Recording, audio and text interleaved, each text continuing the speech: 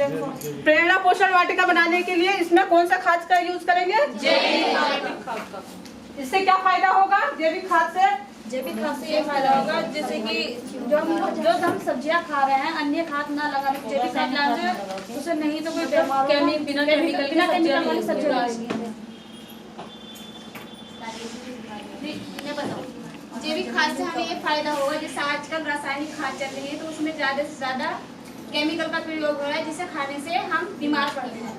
उससे अगर हम बीमार पड़ेंगे तो हमारा पैसा खर्च होगा। यहाँ जैविक खाद का प्रयोग करके हम अपना पैसा बचा सकते हैं और हम स्वस्थ रह सकते हैं। जैसे जैविक खाद लेंगे तो उसको हम मिट्टी में मिला के तो उसे बनाएंगे तो हमारा पौधा भी स्वस्थ होगा और उसकी सब्जियाँ खा के हम भी स्वस्थ होंगे।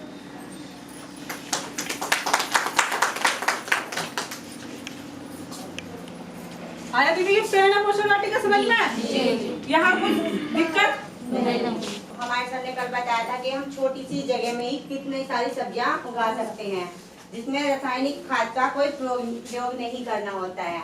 जैसे कि अपने किचन गार्डन के बाहर अगर हमारा फर्श है तो हम गमलों का इस्तेमाल कर सकते हैं या छोटे छोटे जो मार्केट में डब्बे आ रहे हैं उन्हें काट के भी हम उनमें सब्जियां उगा सकते हैं। जैसे कि कोई बैंगन का पेड़ लगा सकता है, उसमें मतलब कि 1 किलो के समथिंग बैंगन आते हैं या 1 से ज़्यादा भी आते हैं और टमाटर की सब्जी लगा सकते हैं, उनमें मूली भी लगा सकते हैं, धनिया और लहसुन की खेती भी उसमें ही कर सकते हैं। छोटी सी ही जगह में हम काफ़ी सारी सब्जियां उगा सकते हैं। उससे जो रासायनिक खाद मिलते हैं उससे बचोगे और बाहर जो हमारा समय बाहर जाने से नष्ट होता है उसको भी बचा पाओगे। और जो हमारा पैसा बाहर की सब्जियों में लगता है मैम, ये सब्जी हम घर पे ही उगाएंगे और इसमें हमें लाभ भी होगा और बीमारी से भी बचते रहेंगे। पोषण वाटिका हम अपनी आवश्यकता अनुसार बनाएंगे। उसमें हमें कोई नाप की कोई नहीं है तो हम उसे गोल में भी बना सकते हैं, चौकोर में भी बना सकते हैं पोषण वाटिका को। उसमें हम अनेक प्रकार की सब्जियां लगा सकते हैं, अपने अनुसार समय अनुसार कोई भी सब्जियां उगा सकते हैं जैसे कि जो समय चल रहा है उसी के अनुसार। उसके लिए हमें जैविक खाद का प्रयोग करना अनिवार्य है। जो रासायनिक खाद है उनका प्रयोग नहीं करना है क्योंकि वे हानिकारक है, बॉडी को हानिकारक प्रदान करते हैं। जो जैविक खाद प्रयोग करेंगे पहले आप जैविक खाद बनाएंगे अपने यहाँ तो सब्जियां उगाने के लिए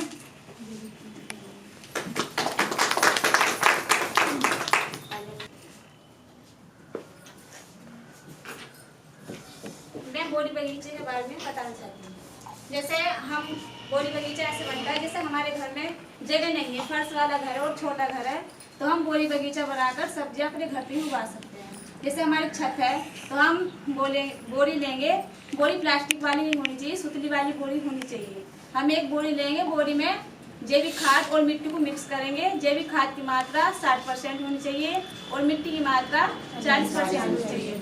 मिट्टी ऐसी होनी चाहिए जो उपजाऊ खेत की होनी चाहिए, बंजर खेती मिट्टी हम नहीं लेंगे। जब अपने उसमें खाद और मिट्टी मिक्स कर लेंगे तो हमारी मिट्टी बनकर तैयार हो जाएगी। उसको हम बोरी में भरेंगे। बोरी में भरने के बाद हम एक बांस लेंगे और उस बांस को या तो हम बीच में से फाड़ लेंगे या हम उसमें कट लगा देंगे। और कट ऐसी जगह पर लगाना है जहाँ हम बोरी में जगह करके मतलब बोरी को फाड़ के और उसमें बीज रखेंगे। तो हमें ऐसी जगह पर कट लगाना है जहाँ हम अपना बीज रखेंगे ताकि हम उसमें पानी डालें तो वो बीज को आसानी से मिल जाए। ये नहीं है कि हमने बीज कहीं रख दिया और इसमें खाद कट कहीं और कर दिया बाद में।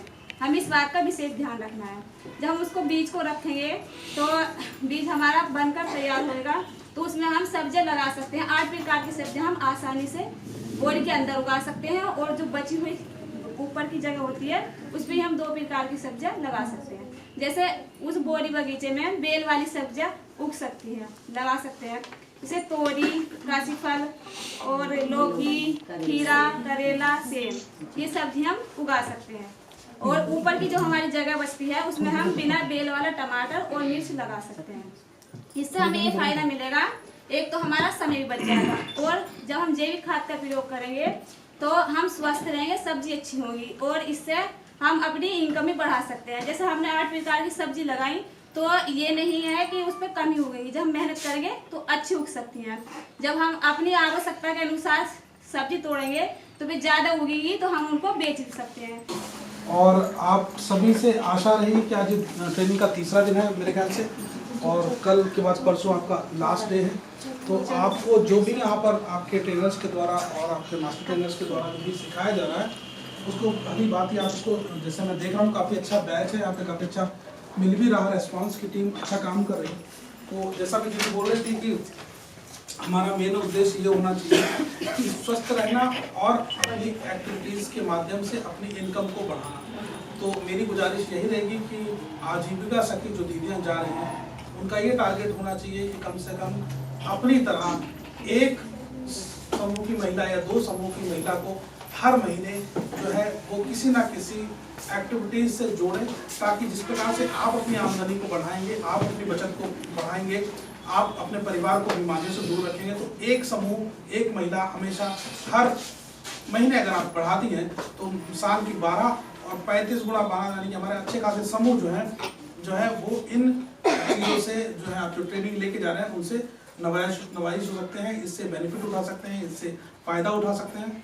और मेन चीज़ ये है कि अगर हम स्वस्थ रहेंगे, हमारे समूह स्वस्थ रहेंगे तो हमारा परिवार स्वस्थ रहेगा, हमारा पूरा ब्लॉक स्वस्थ रहेगा, हमारा देश स्वस्थ रहेगा।